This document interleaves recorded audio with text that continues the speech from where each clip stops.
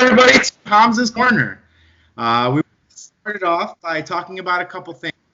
First and foremost, identity theft not being a joke, right? There's a famous proverb and saying that says, first, they will wonder why you do it. Then they'll mock you or hate on you for doing it. And then after that, they'll start copying you. Well, ladies and gentlemen, we finally have our first Hamza's Corner copycats. Do not believe the janky shit that's out there, and come here to your real Hamza's Corner news.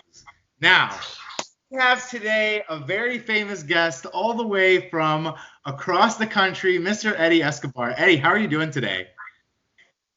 Doing good. Very excited. About time I'm on the show. I've only been one of the most dominant teams in the league, one of the most vocal, but yet not have been on the show. You've been on the show. The last time you were on the show was 2 years ago. I did it for your benefit because 2 years ago when you came onto the show, you got the Ian. And 2 years ago, we lived in a free nation, man. Now we're locked down. The world's changed. 2 years ago was forever ago. You might as well have said, oh, I had you on last century. Get out of here with that bullshit. Well, I didn't have to have you on last century because last century we were face to face. Different world last century. Yep, Hamza. Oh man. Yep. Well, I know you guys just had your what was it, basketball draft yesterday. So far, I mean, is it worth it? Do you know any of the players on your team? I'm not going to lie, I just drafted the next man up. The only person I know on my team is the one and only Slim Reaper. That is Kevin Durant. He is back, and that's all I know. Cool. Get back to you on more. That's about all the time we have to talk about basketball on this show because this show is a football show, and we are going to be talking about football. So let's get started with the finals. We have an interesting matchup here between Matt and Steve. Everyone's favorite person, and then Steve. What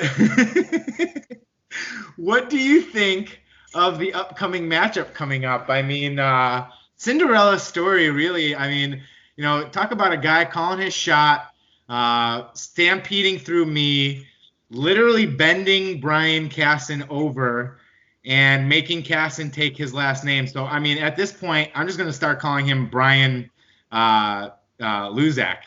Casson-Luzak. He has the hyphenate. Dang. Well, first off, I want to say, Steve, that's Hamza talking, not Eddie talking. I love you. I've been cheering for you all year, and if I was going to lose to anyone, I'm glad it was you and not Brian, because Brian sucks. 2, Matt is a little bit of a Cinderella story coming out of nowhere. I think that he has the tools to beat Steve, but overall, the pieces that come together are in favor for Steve, and I think that he deserves it. He's had a big year getting married, postponing weddings. He did take a chance to come out and visit. I'm sorry I didn't see you when you're in California, but I don't live there anymore, so next time you go, I won't be there either. So it's not like you missed out on much. Matt, I know, does a lot juggling being a dad and being a full-time fantasy football team league owner. So I just think that Steve's going to come out on this one, even though, Matt, I'm rooting for you too, but Steve definitely going to get the edge. Well, some might say that, in a year full of downs, right? In a year full of downs, you should spread the wealth of the happiness. And how do you feel about that socialistic mindset, Eddie? Spreading the wealth of happiness. I think that you can spread it as much as you have available to give, right? I mean, you want to spread happiness. I think that's different than what you might be alluding to as far as spreading wealth. In that case, if it's earnings, you keep your own, but if it's joy, then why not spread that? But just hands off my money. Well, what do you? So you think Steve? You want Steve to win, right? But who do you think is going to win? Who do you think is set up right now for success going into this upcoming game? Well, that's Steve. That's definitely Steve's team. I mean, again, Matt has strong players, But overall, just as a unit, I think Steve's team, and plus Lamar Jackson, Dalvin Cook, I mean, that's a 1-2 punch that's just going to be so hard to play against. Aaron Rodgers going into a tough matchup against Carolina at home, but Lamar Jackson taking on Jacksonville. He's pretty much going to run all over him. And then Dalvin Cook, we know what Minnesota running backs do to Chicago's defense. I mean, from the years that I could last remember, from what was his name? Bennett? I forgot. Back from the old Madden 04, 03 days, they had great running backs. Then with AP, it's just, I think Steve's got the edge for sure. Okay. Well, I mean, he's starting off a little bit slower. He only has about two points going into week 1. It's a 2-week season. It's a 2-week final, so we'll see how it fares out. I will say, I think we're a little bit split on this. I think Matt's team has shown up, and they've shown up big. They've come out strong. They've performed when they needed to perform, and he's done a great job about starting the right players at the right time. His players are all answering their questions, and it's not about teams that are over succeeding right now. It's about teams that are fighting for a playoff spot, because those are the teams that are going to keep digging, keep putting their players in every down to make sure they keep scoring. And based off of where Matt's team is, nobody has a locked-in spot. I mean, even the Packers are trying to lock in first place in the division, right, in the NFC. So Aaron Rodgers is still going to be out there slinging some guns or slinging some TDs out there. So that's why I look at Matt's team and I'm thinking Matt's team is going to come out ready to perform. I think it's safe to say Aaron Rodgers is ready to show us them TDs, if you know what I mean. I just think that one in. Well, let's move on to another segment. I know this was a specially requested segment. We're calling it the biggest hogs, right? Biggest hogs in the NFL. And I know you requested this segment specifically. You wanted to talk about who you think has the biggest hog in the NFL and why, besides just experience. Who do you think has the biggest hog? So a little background on this. As a man who was showered in a room full of other men, I always thought it was interesting who had the biggest hog. I'm not one to look just because I have no room to talk. I'll just put that out there. I am extremely average at best. But that's okay. I'm okay with that. But you look at some of these teams and you wonder, who's got that hog mama between their legs, And, I especially requested this one because I want to put this out as a poll to everyone. Who on your team, if this were fantasy football, last game of the year, you had to put someone up, who on your lineup has the biggest hog? I'm just going to go out and say right now for mine is definitely a DK Metcalf. Me drafting him was solely based on his stature. I have no idea who he is, no idea where he's from, no idea that he even existed prior to last year. But the fact is, I saw a photo of this just huge man on Instagram. I'm like, he's on my team. And I've been pulling him, and I'm going to keep holding on to him. And I just thought that guy's got to have the biggest hog ever. Well, I think from my perspective, I mean, maybe not the biggest hog, but definitely somebody who it can't be a small hog. Somebody like Phillip Rivers. The guy has 12 children, right? I mean, he's giving it to his wife every night. Maybe he doesn't have the biggest hog, but he has probably one of the best. The most active. Well, definitely one of the most active. Most active hogs. Most active hogs in the NFL. Active married hog. Who do you think would be the most active single hog? I think, and here's my reasoning behind this. I think it's Alvin Kamara.